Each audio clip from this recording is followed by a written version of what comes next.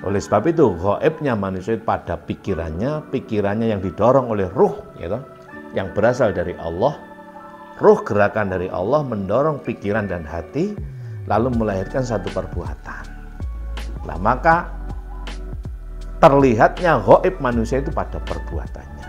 Manusia bisa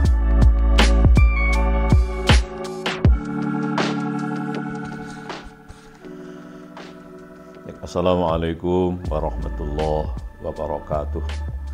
Alhamdulillahi wa ba'd. Para pemirsa yang saya cintai, khususnya Ustadz Latif Sujana yang menanyakan tentang gaib manusia. Saya ini dalam sebuah video yang berjudul sebenarnya manusia adalah gaib atau makhluk gaib. Kalau beliau ingin mendapatkan penjelasan gaibnya manusia itu seperti apa, bisa dilihat apa enggak. Begini ya, coba kita kembali kepada satu ungkapan seorang ulama, ini bisa jadikan cara berpikir gitu loh. Al-Buzaidi dalam bukunya Bughyatus Salik wa Irsyadul Halik, beliau mengatakan bahwa al-insanu sirri wa ana sirruhu. Manusia adalah rahasiaku dan aku adalah rahasianya. Artinya apa? Kalau kamu ingin tahu aku, lihatlah manusia.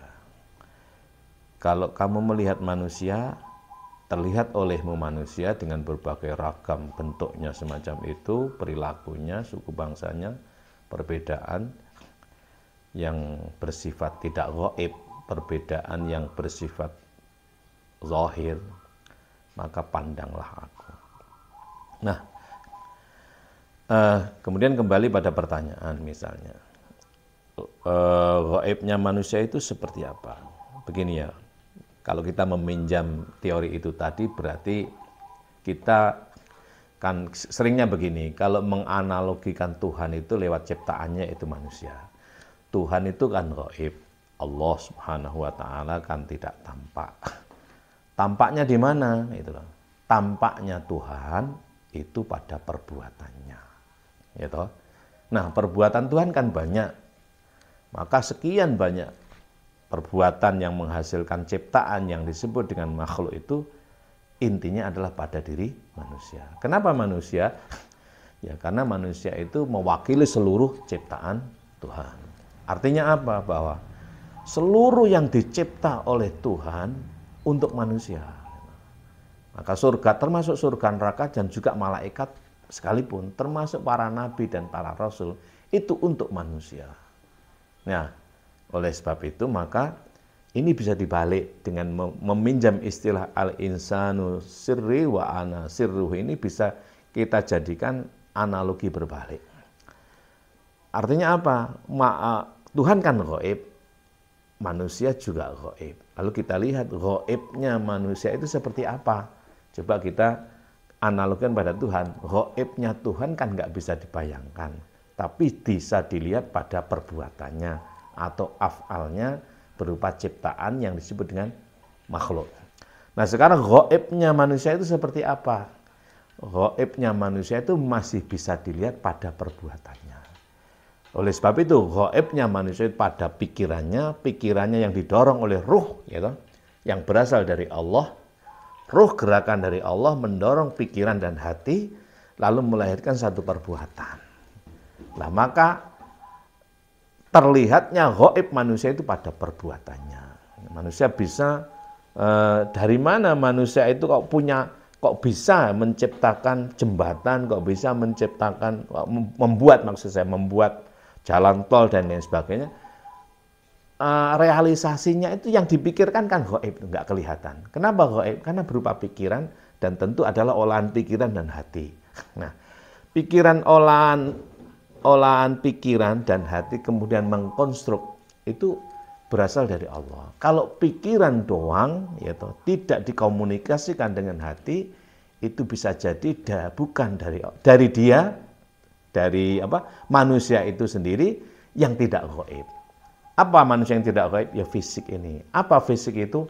di dalamnya ada nafsu. Nafsu itu nggak kelihatan, tampaknya pada nafas. Berarti kelihatan kan? Jadi nafas. Nah, maka gaibnya jasad itu berupa nafas. Tapi gaibnya hati itu berupa iman, wujudnya kasih sayang. Itu beda kan? Kalau hati yang di situ ada iman, ada ilmu, ada nikmat dan takwa, ya toh. Itu hati itu kan, kalau hati kan tidak gaib, ya toh. Kelihatan kan hatinya, gaibnya ada iman, ada ilmu, ada nikmat, ada takwa, gerakan dari Tuhan, wujudnya kasih sayang. Maka ketika pikiran yang belum berkomunikasi dengan hati, dia ini kalau memproduk pikiran doang, ya toh, dia akan berupa materialistik, tidak ada imannya, tidak ada kasih sayang alias modus. Tapi kalau pikiran dan kemudian dikomunikasikan dengan hati, melahirkan satu perbuatan, maka itulah yang disebut dengan af'al manusia yang bisa mengantarkannya kepada Tuhan. Kenapa? Karena ia ketika merealisasi af'al itu bukan realisasi dari pikiran doang, tapi dikomunikasikan dari hati yang di situ ada iman, ada ilmu, ada nikmat dan takwa yang gerakannya dari Tuhan. Maka manusia itu aslinya gaib, ya toh. Kemudian tampaknya pada perbuatan dan dia akan kembali kepada gaib, menyatu kepada yang gaib. Siapa yang gaib itu? Sebenarnya Allah. Manusia berasal dari Allah dan akan kembali kepada Allah. Manusia sebenarnya gaib, berasal dari yang gaib dan akan kembali kepada yang gaib. Jadi kesimpulannya, manusia itu gaib, kelihatannya pada perbuatannya. Nah, ketika perbuatan itu dimotivasi oleh pikiran dan hati, maka perbuatan itu disebut dengan amal soleh, dia aslinya gaib. Maka dia nanti yang kembali kepada yang gaib itu adalah ruhnya itu. Ruh perbuatannya, bukan jembatannya, bukan bukunya, bukan jalan tolnya. Tapi dorongan, pikiran, dan hatinya itulah yang akan kembali kepada yang gaib.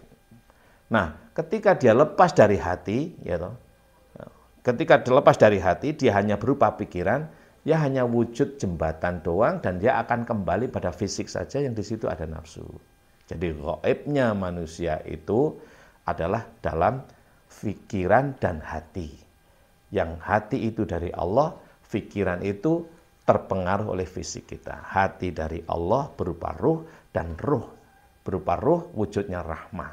Nah, manusia yang mengikuti ruh, rahmah, kasih sayang, dialah yang kembali kepada Tuhan yang Maha Gaib. Sebaliknya, kalau dia tidak didorong oleh itu, tidak ruh, tidak rahmah, tidak iman, tidak ilmu, tidak takwa, alias pikiran doang, tidak komunikasi dengan Tuhan, dia tidak bisa kembali kepada yang gaib. Artinya manusia akan terbawa oleh fisik. Ya, fisik ini tidak kepada Allah. Fisik ini akan hancur bersama dengan tanah. Demikian barangkali. Terima kasih. Wassalamualaikum warahmatullahi wabarakatuh.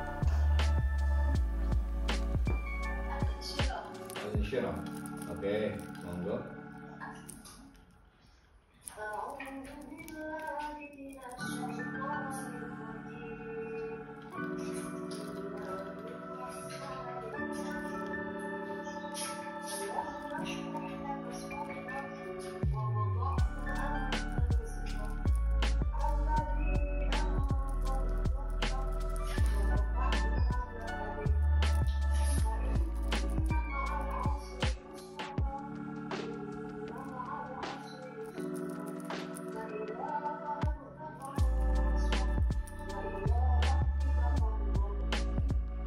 Hafalin ya, Ustaz hafalin. Hafalin, Ansyirah hafal ya.